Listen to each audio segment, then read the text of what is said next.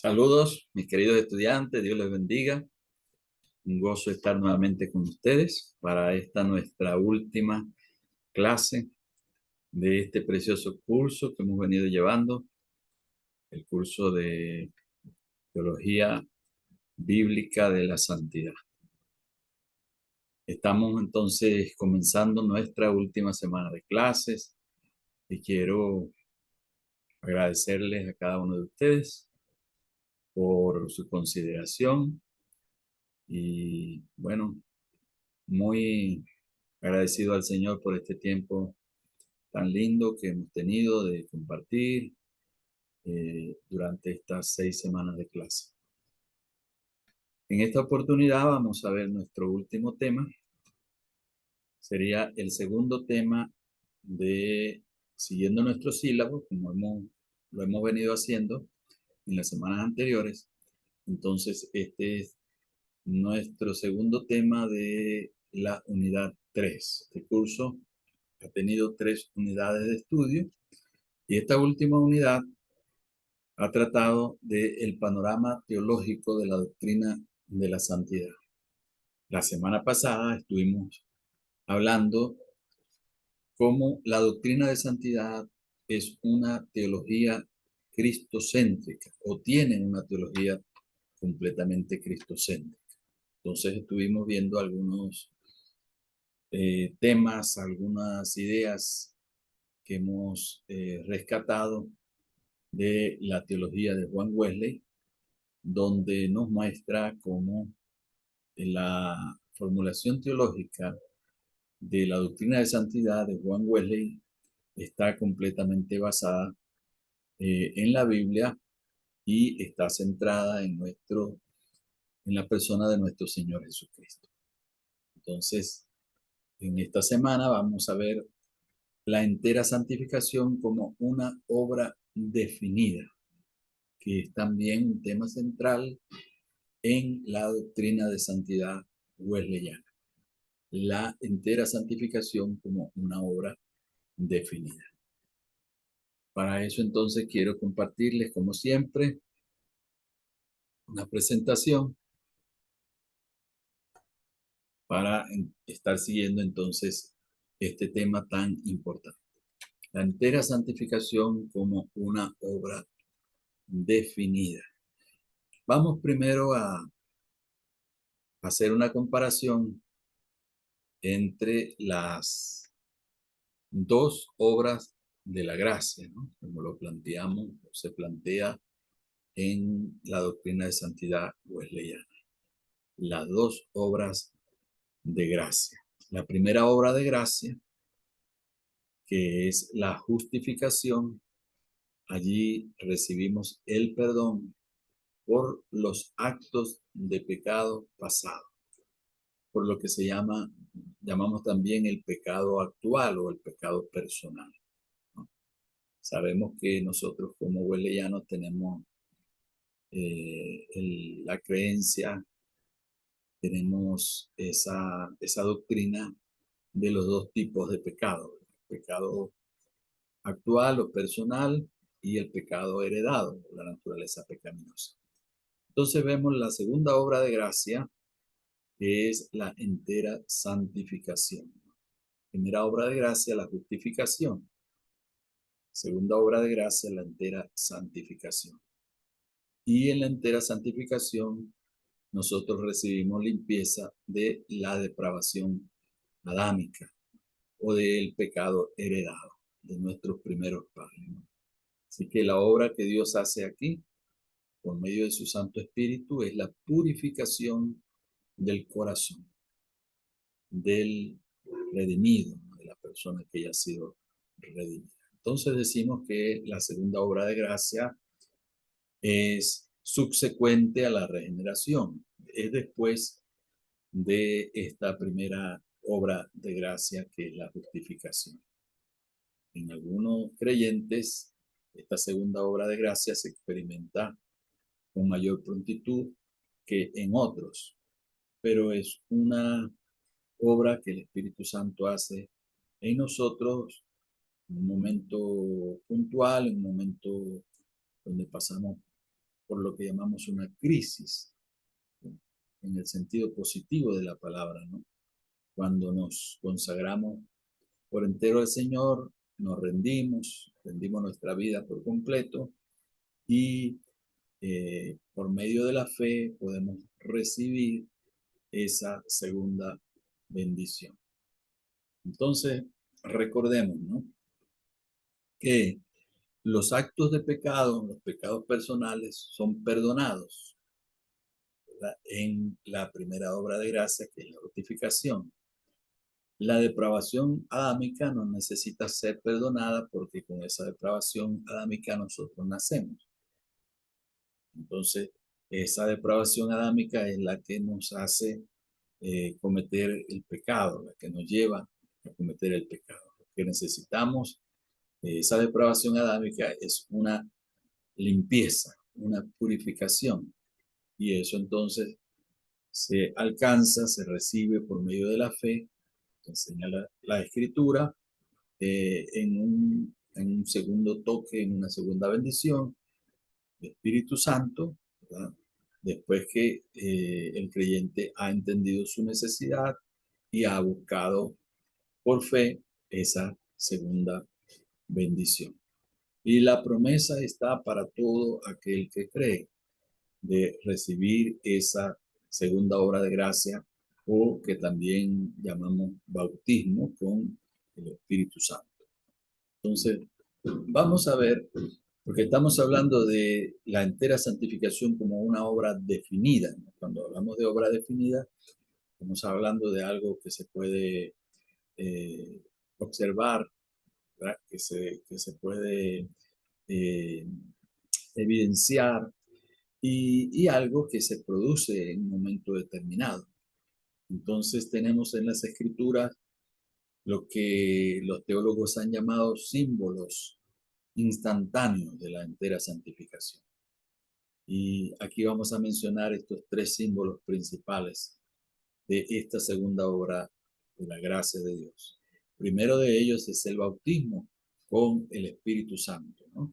Según la promesa de nuestro Señor Jesucristo hecha a los discípulos después de su resurrección, antes de su ascensión a los cielos, Él les dejó esa promesa de que dentro de no muchos días serían bautizados con el Espíritu Santo, el Espíritu Santo de la promesa. Esa promesa viene del Antiguo Testamento, ¿no? Es la promesa que Dios dio a su pueblo a través de los profetas. Por ejemplo, Ezequiel habla de esa preciosa promesa cuando dice que Dios esparciría agua limpia sobre su pueblo y lo limpiaría de toda inmundicia.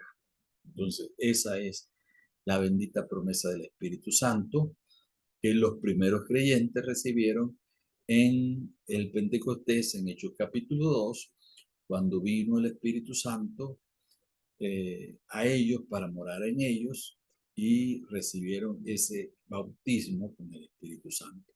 Entonces, este símbolo del bautismo, ¿verdad?, porque el bautismo no se recibe gradualmente, o un bautismo no se recibe gradualmente, sino que se recibe en un momento instantáneo. Así que el bautismo con el Espíritu Santo indica esa obra instantánea de purificación del corazón. Y sabemos que los primeros discípulos, los 120 del aposento alto, la primera iglesia, cuando recibieron el Espíritu Santo como un bautismo, ellos fueron transformados, fueron cambiados, ¿no?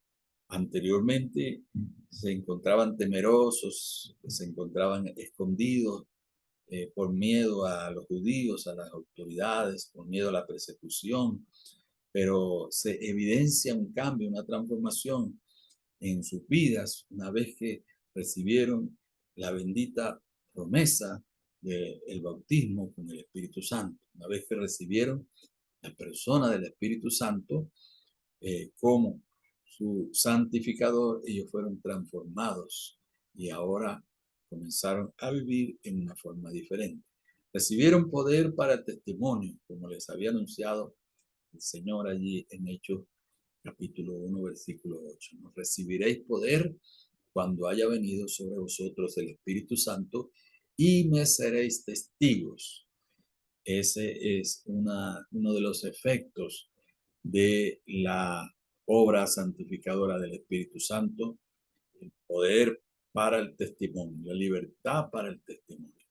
Así que en adelante ellos no tuvieron miedo de las autoridades judías, de la persecución, del maltrato que podían recibir, sino que comenzaron, a pesar de la persecución que dice que fueron esparcidos por todos lugares y por donde quiera que iban predicando el Evangelio, iban hablando de la gracia de Dios y Dios iba acompañando el testimonio a través de señales y milagros. Entonces, el primer símbolo instantáneo de la entera santificación es el bautismo con el Espíritu Santo. Tenemos también el sello con el Espíritu Santo, ¿no? Pablo habla de este sello en 2 Corintios capítulo 1, versículo 22, y en Efesios capítulo 1, versículo 13, Efesios 4:30, allí Pablo habla de este sello con el Espíritu Santo. Algunos han dicho que el sello con el Espíritu Santo no necesariamente se recibe en la entera santificación, sino que es cuando uno cree que recibe el sello con el Espíritu Santo. Pero este símbolo del sello lo que indica es, si leemos Primera Tesalonicense, capítulo 3, versículo 12 y 13, eh, vemos allí, por ejemplo, el 13 dice, para que sean afirmados vuestros corazones, irreprensibles en santidad delante de Dios, nuestro Padre, en la venida de nuestro Señor Jesucristo con todos sus santos. Y allí habla el versículo 10, perdón, dice el apóstol Pablo, orando de día y de noche con gran insistencia para que veamos vuestro rostro y completemos lo que falta a vuestra fe. Entonces, el sello del Espíritu Santo, ¿verdad? Según nos hablan las escrituras o los textos que hemos citado en 2 Corintios 1:22 y Efesios 1:13, lo que hace es afirmar al creyente, establecer al creyente y hacerlo firme en la fe cristiana, ¿no? Entonces, este es un símbolo importante porque el sello en los tiempos bíblicos, el sello que se ponía sobre una carta, sobre una propiedad, indicaba precisamente eso, ¿no? Un proceso completado donde se pasaba, en este caso, a pertenecer, ¿no? A alguien o algo pasaba a pertenecer a alguien después de haber sido sellado, ¿no? Y ya se había culminado un proceso que quizás se había comenzado antes, pero allí con el sello se le da una estabilidad, una firmeza y es precisamente comparando las escrituras de 2 Corintios 1:22, Efesios 1:12 con Primera Tesalonicenses 3, los dos versículos que hemos citado. Allí se ve que Dios quiere llevarnos a nosotros a afirmar nuestros corazones, como dice Pablo, y hacernos irreprensibles en santidad delante de Dios, ¿no? Y a través de esta obra de la entera santificación es como el Espíritu Santo hace esa labor en nosotros. Tenemos en tercer lugar lo que es la circuncisión del corazón, ¿no? También es un símbolo importante. La circuncisión sabemos que viene desde el Antiguo Testamento, era la señal del pacto de los israelitas, de los hebreos con Dios. Y, y esa señal, esa circuncisión de que habla el Antiguo Testamento y por la cual también pasó nuestro Señor Jesucristo como como hombre y como perteneciente al pueblo judío, ¿verdad? Ahora el apóstol Pablo la toma en un sentido simbólico para hablar de la obra que hace el Espíritu Santo en nuestro corazón de purificar el corazón de todo pecado. Tenemos Colosenses, vamos a mirar brevemente esta escritura. Colosenses 2:11 dice, en él también fuisteis circuncidados con circuncisión no hecha a mano, al echar de vosotros el cuerpo pecaminoso carnal en la circuncisión de Cristo. Entonces aquí está hablando de una circuncisión espiritual, ¿no? Que se obra en el corazón, se obra en el interior de la persona. Dice el apóstol Pablo que ahí echa de nosotros el cuerpo pecaminoso carnal, ¿no? En este caso es el SARS, ¿no? O la naturaleza pecaminosa. Y también se habla en Romanos 2:29, también el apóstol Pablo habla de esta circuncisión que los teólogos han identificado con la entera santificación o la obra de limpieza profunda que hace el Espíritu Santo en nosotros. Romanos 2:29 dice, sino que es judío el que lo es en lo interior y la circuncisión es la del corazón, en espíritu, no en letra, la alabanza del cual no viene de los hombres, sino de Dios. Entonces, habla nuevamente Pablo aquí de la circuncisión del corazón, que nos identifica como hijos de Dios, plenamente hijos de Dios, ¿no? Esa circuncisión del corazón. Y esta es una promesa que se había hecho desde el Antiguo Testamento en Deuteronomio capítulo 30, versículo 6, podemos encontrar esta preciosa promesa que fue hecha en la antigüedad y que encuentra cumplimiento en la obra santificadora del Espíritu Santo. Dice, y circuncidará Jehová tu Dios tu corazón, el corazón de tu descendencia, para que ames a Jehová tu Dios con todo tu corazón y con toda tu alma a fin de que vivas. Entonces aquí habla el, el libro de Deuteronomio, habla ya de esa preciosa promesa, ¿no? Ya Moisés anunciando esa preciosa promesa de la circuncisión del corazón. Circuncidará Jehová tu Dios, tu corazón, el corazón de tu descendencia. Gloria al Señor. Mira, entonces estos son símbolos instantáneos de la entera santificación, ¿no? Una obra que se hace de forma instantánea y se recibe por medio de la fe. Otros elementos que señalan el carácter instantáneo de la entera santificación. Tenemos la fe como el medio para recibir la entera santificación. Si fuera por obras, fuera gradual, ¿no? Cómo se recibe la santificación. Pero es por fe, lo que indica lo instantáneo, ¿no?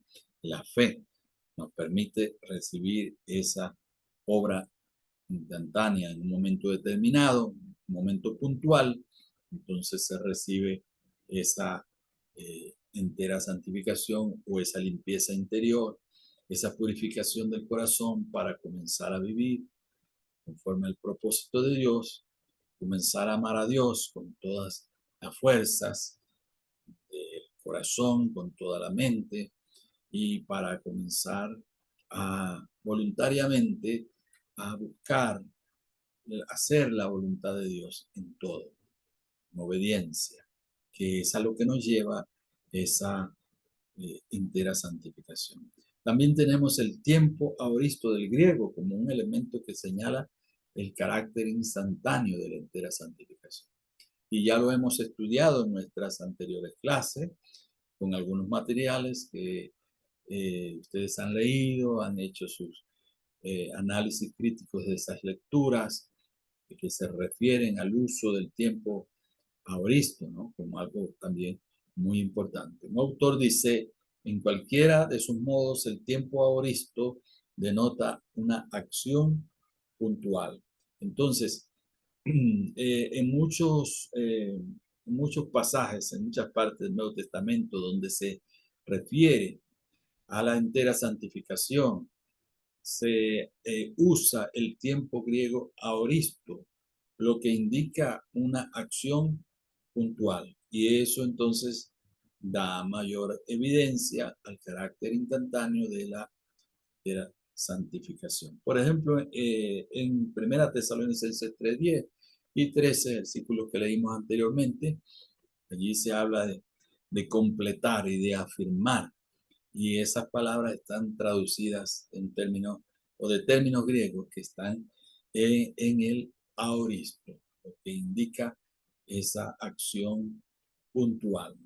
Un momento puntual, en un momento definido, el Espíritu Santo nos limpia del pecado o de la naturaleza pecaminosa heredada y comenzamos a vivir en victoria sobre el pecado, victoria sobre las cadenas del pecado. Sabemos que después de la regeneración, después que hemos sido justificados, hemos sido perdonados de nuestros pecados personales, la naturaleza pecaminosa continúa coexistiendo en nuestra vida juntamente con ese espíritu de santidad. Entonces, mientras que estemos en esa lucha interior, ¿no? No podemos tener victoria y no podemos tener una plena bendición.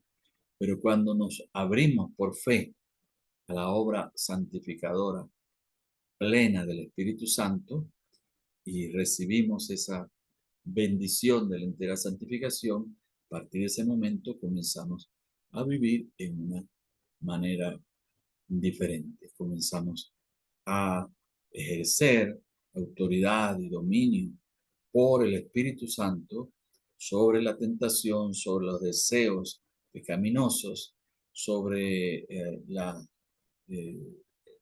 tal vez el contexto pecaminoso que nos rodea y podemos mantenernos en victoria sobre todo aquello que nos separa de Dios. Es una bendición que cada uno de nosotros tenemos que buscar. Si aún no la hemos recibido, tenemos que venir al Señor con fe, tenemos que eh, tener disciplina en nuestra vida para poder experimentar la obra de Dios en nosotros.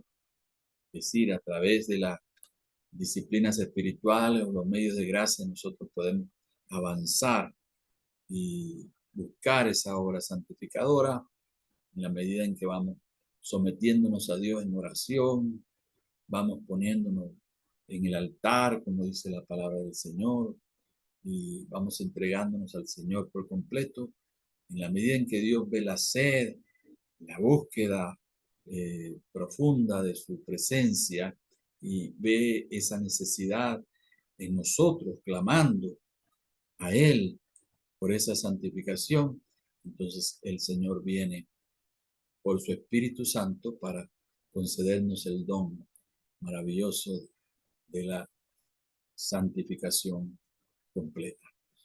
Bien, mis amados hermanos, es mucho más lo que podemos decir sobre el carácter definido de la entera santificación, pero hemos tomado estas ideas como las más descriptivas que nos pueden ayudar a entender el carácter instantáneo de esta segunda obra de gracia. Dios les bendiga en gran manera. Espero que podamos vernos nuevamente en un tiempo cercano, podamos compartir nuevamente el aprendizaje y les animo, les exhorto a seguir adelante en los caminos del Señor, a seguirse preparando, a seguir buscando de esa llenura, de esa bendición que nos da la presencia del Espíritu Santo y por encima de las dificultades, de las luchas que cada uno de nosotros tenemos. Sigamos adelante tomados de la mano de nuestro Señor, creciendo en el Señor siempre, como dice la palabra, buscando siempre esa dependencia de nuestro Dios y practicando las cosas que Dios nos ha mandado, nos ha ordenado en su palabra. Vamos a seguir creciendo y vamos a seguir hacia adelante en los preciosos caminos del Señor. Dios les bendiga, hermanos. Seguimos entonces en contacto y seguimos orando unos por otros.